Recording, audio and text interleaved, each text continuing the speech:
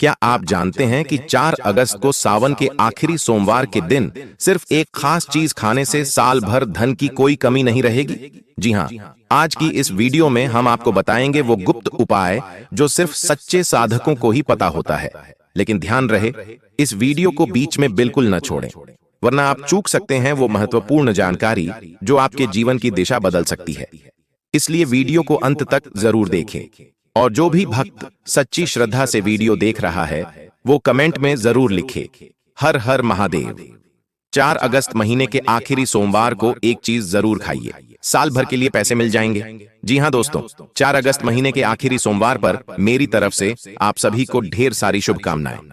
दोस्तों, इस बार 4 अगस्त महीने का आखिरी सोमवार 4 अगस्त को है और इस दिन 4 अगस्त महीने के आखिरी सोमवार को कई विशेष शुभ योग बन रहे हैं। दोस्तों, कई ग्रहों और नक्षत्रों के मिलन से इस दिन कई राजयोग सिद्ध भी बन रहे हैं और इस दिन ब्रह्म नामक योग बन रहा है और सिद्ध नामक योग भी बनेगा। मित्रों, भगवान शिव शंभू को सावन सोमवार का महीना बहुत प्रिय है और इस दिन अगर आप ये एक चीज खा लेते हैं तो आपको पूरे साल पैसों की तंगी नहीं उठानी पड़ेगी। आपको जीवन में खूब धन संपत्ति मिलेगी और भगवान शिव की कृपा आप पर हमेशा बनी रहेगी। इस दिन आप कुछ करें या न करें, लेकिन 4 अगस्त सावन के आखिरी सोमवार को ये फल जरूर खाएं। दोस्तों, हमारी हिंदू परंपरा में सावन के महीने का बहुत महत्व है और सनातन धर्म में भी सावन के महीने का बहुत महत्व है। सावन का महीना हिंदू पंचांग का 5वां महीना है। यह महीना भगवान शिव को समर्पित है। इस महीने में शिव भक्त वैदिक रीति से भगवान शिव की पूजा करते हैं। सावन माह के सोमवार का महत्व और भी बढ़ जाता है। इस माह में भगवान शिव की पूजा करने से भक्तों की सभी मनोकामनाएं पूरी होती हैं। धार्मिक मान्यताओं के अनुसार सावन माह में भगवान शिव और माता पार्वती की वैदिक रीति से पूजा करने से भक्तों की मनोकामना पूरी होती है। इसके साथ ही सावन के सोमवार का व्रत करने से भगवान शिव की विशेष कृपा प्राप्त होती है। दोस्तों, सावन का महीना 11 जुलाई 2025 से शुरू हो रहा है और सावन महीने का अंत 9 अगस्त को होगा। कहते हैं कि सावन के इस महीने में अगर कोई भी व्यक्ति भगवान शिव की थोड़ी सी भी पूजा अर्चना कर ले तो उसके जीवन की सभी मनोकामनाएं पूरी हो जाती हैं। उस व्यक्ति के जीवन के सभी कष्ट दूर हो जाते हैं और धन धान्य का आगमन होने लगता है। भक्तों, वीडियो आगे शुरू करें उससे पहले भगवान भोलेनाथ के सच्चे भक्तम चैनल के इस वीडियो को लाइक जरूर करें और कमेंट बॉक्स में सच्ची आस्था के साथ हर हर महादेव लिखें ताकि भगवान भोलेनाथ का आशीर्वाद आपको सीधा प्राप्त हो सके। मान्यता है कि एक दिन भगवान शिव ज्योति रूप में प्रकट हुए थे और 4 अगस्त सावन के आखिरी सोमवार को अगर आप सिर्फ पूजा अर्चना करें तो यकीन मानिए जीवन में खुशियां ही खुशियां आती हैं और हम तमाम तरह के प्रयोग करते हैं। लेकिन अनजाने में हम कुछ ऐसी गलतियां कर बैठते हैं कि उपासना में मिलने वाले पुण्य के स्थान पर हम कहीं ना कहीं पाप के भागी बन जाते हैं या हमारी पूजा निष्फल हो जाती है। ऐसे में भगवान शिव की पूजा भूल कर भी नहीं करनी चाहिए और इससे कैसे बचें, आइए जानते हैं। दोस्तों, सबसे पहले हम आपको बता दें, जब भी आप भगवान शिव को जल चढ़ाएं तो उस जगह को न छुएं जहां से जल निकलता है। हम इसे जलहारी कहते हैं। इसे छूना नहीं चाहिए, इसे छूना बहुत बुरा होता है। शराब, लहसुन, प्याज, मांस, मदिरा आदि का सेवन न करें, बिल्कुल नहीं। और इस दिन जितना हो सके नमः शिवाय का जाप करें। जितना ज्यादा आप जाप करेंगे उतने ही आप भगवान शिव के करीब होंगे, उतनी ही जल्दी आपको उनकी कृपा प्राप्त होगी। क्योंकि हम साल भर इस सावन सोमवार का इंतजार करते हैं, इस दिन को हम कैसे छोड़ सकते हैं। इसलिए सावन सोमवार को भगवान शिव की पूजा अवश्य करनी चाहिए। दोस्तों, इसके साथ ही भगवान शिव की पूजा में कुछ और बातें भी महत्वपूर्ण हैं। जैसे भगवान शिव की पूजा में अबीर जरूर चढ़ाए और जब पूजा समाप्त हो जाए तो दक्षिणा जरूर चढ़ाए। दक्षिणा चढ़ाने के लिए पान के पत्ते से डंठल हटाएं, उस पर कुछ पान के बीज और कुछ मीठी चीजें, लौंग, इलायची और थोड़ा सा कलौंजी रखें और दक्षिणा जरूर चढ़ाएं। ऐसा करने से भगवान शिव आपकी पूजा स्वीकार करते हैं। दोस्तों, भगवान शिव को नारियल का पानी भी नहीं चढ़ाना चाहिए। इस बात का विशेष ध्यान रखें। अगर आप नारियल चढ़ाना चाहते हैं तो उसका पानी निकालकर नारियल भगवान शिव को चढ़ा सकते हैं। भगवान शिव को नारियल पानी न चढ़ाएं, आप कमल का फूल चढ़ा सकते हैं, लेकिन कुछ बातों पर जरूर ध्यान दें। दोस्तों, क्या आप जानते हैं सावन सोमवार के पावन अवसर पर वो कौन सी 5 चीजें हैं जिन्हें घर लाने से भगवान शिव की कृपा सदैव बनी रहती है? इन चीजों से भगवान शिव आपके घर आते हैं। तो आइए जानते हैं। भक्तों, भगवान शिव का डमरू सावन सोमवार के दिन घर में डमरू जरूर लाना चाहिए और इस दिन डमरू जरूर बजाना चाहिए। इससे भगवान शिव प्रसन्न होते हैं। भगवान शिव के साथ हमेशा डमरू रखना चाहिए। दोस्तों, अगर आपके घर में भगवान शिव के परिवार की कोई तस्वीर या मूर्ति नहीं है तो इस खास मौके पर यानी सावन सोमवार के दिन भगवान शिव के परिवार को घर जरूर लाना चाहिए। इससे आपके परिवार पर भगवान शिव की कृपा सदैव बनी रहेगी। दोस्तों, सावन सोमवार पर रुद्राक्ष जरूर खरीदें। शिव पुराण के अनुसार रुद्राक्ष भगवान शिव का स्वरूप है। इसे गले में धारण करने से मनुष्य की हर मनोकामना पूरी हो सकती है। यदि रुद्राक्ष की पूजा करके इसे अपने खजाने में रखा जाए तो धन संबंधी समस्याएं हमेशा के लिए दूर हो जाती हैं। लेकिन सावन सोमवार को घर में रुद्राक्ष का होना भी बहुत शुभ और मंगलकारी होता है।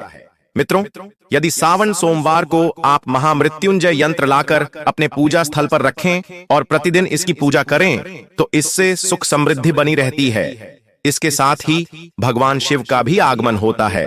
ऐसे घर में भगवान शिव सदैव निवास करते हैं। दोस्तों, शास्त्रों के अनुसार ऐसा माना जाता है कि यदि किसी मंदिर में त्रिशूल चढ़ाया जाए और उसे अपने हाथों से स्थापित किया जाए तो ऐसे व्यक्ति को जीवन भर गरीबी का सामना नहीं करना पड़ता है। ऐसे व्यक्ति पर भगवान शिव की कृपा सदैव बनी रहती है। सावन सोमवार पर मंदिरों में त्रिशूल चढ़ाए, खासकर सावन सोमवार पर, लेकिन आप ऐसा अन्य दिनों में भी कर सकते हैं। दोस्तों, सावन सोमवार पर मोर पंख घर जरूर लाना चाहिए। किसी भी विशेष अवसर पर मोर पंख घर लाना चाहिए। इसे बहुत ही शुभ और मंगलकारी माना जाता है। मोर पंख अनेक शक्तियों से युक्त होता है। जहां मोर पंख होता है वहां कभी दरिद्रता नहीं आती। ऐसे घर पर भगवान कृष्ण की कृपा सदैव बनी रहती है। दूसरी बात, आपने देखा होगा कि भगवान शिव की पूरी परिक्रमा नहीं की जाती, आधी परिक्रमा ही करें और भगवान शिव को भूलकर भी तुलसी के पत्ते न चढ़ाए। कई बार अनजाने में कुछ लोग भगवान शिव पर सिंदूर चढ़ा देते हैं, हल्दी चढ़ाते हैं। ये सभी चीजें स्त्रीलिंग और स्त्री स्वभाव की हैं और भोलेनाथ को ये चीजें कभी नहीं चढ़ानी चाहिए। भक्तों, जब हम पूजा करते हैं तो हम भगवान की पूजा में पूरी तरह डूब जाते हैं। ऐसे में और भी कई तरह की गलतियां हो सकती हैं। ध्यान रखें, सबसे पहले सफेद या लाल वस्त्र पहनकर पूजा करें।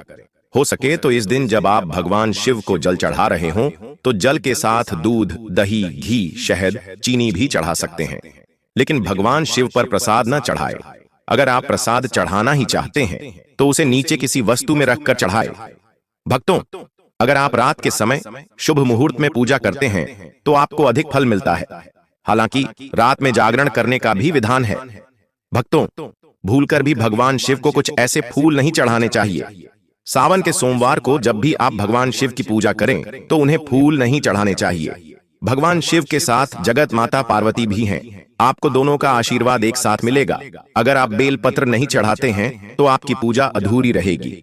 अगर बेलपत्र पर चंदन केसर है या फिर चूर्ण वाला चंदन है तो उसे जल में घोलकर AUM लिखी राम लिखी लिखें। फिर शिवलिंग पर नमः शिवाय लिखें। नमः शिवाय कहते हुए बेलपत्र को उल्टा करके चढ़ाए। भगवान शिव की पूजा में अक्षत अवश्य चढ़ाए। अक्षत चढ़ाने से जीवन में कभी धन की कमी नहीं होती। टूटे हुए चावल न रखें, इस बात का ध्यान रखें।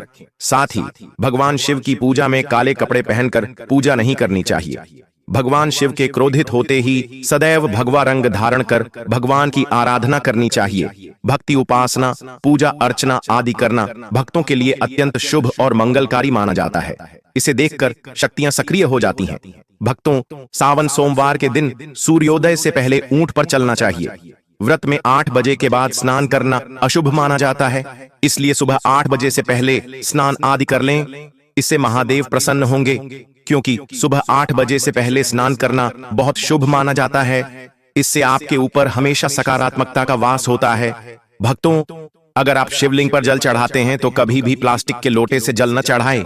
इससे भगवान शिव नाराज हो जाते हैं। और आप शंख से जल न चढ़ाएं, चूंकि शंखचूड़ नामक राक्षस का वध भगवान शिव ने किया था, इसलिए शंख से जल अर्पित न करें, अन्यथा भगवान शिव क्रोधित हो जाएंगे। वह आपकी पूजा स्वीकार नहीं करेंगे। भगवान शिव की पूजा में तुलसी के पत्तों का प्रयोग बिल्कुल न करें। आप तुलसी के पत्ते चढ़ा सकते हैं। और दोस्तों, चंपा जैसे फूलों का प्रयोग बिल्कुल न करें, वरना आपकी पूजा पूरी नहीं मानी जाएगी। भगवान शिव की पूजा में हल्दी, कुमकुम आदि का प्रयोग न करें, क्योंकि भगवान शिव वैरागी हैं। इस दिन घर में झगड़ा न करें, गाली गलौज न करें, किसी को अपशब्द न कहें। सावन सोमवार के दिन भोग विलास न करें, वरना अगले जन्म में आपको ऐसी अवस्था में जाना पड़ सकता है जो बहुत भयानक हो सकती है।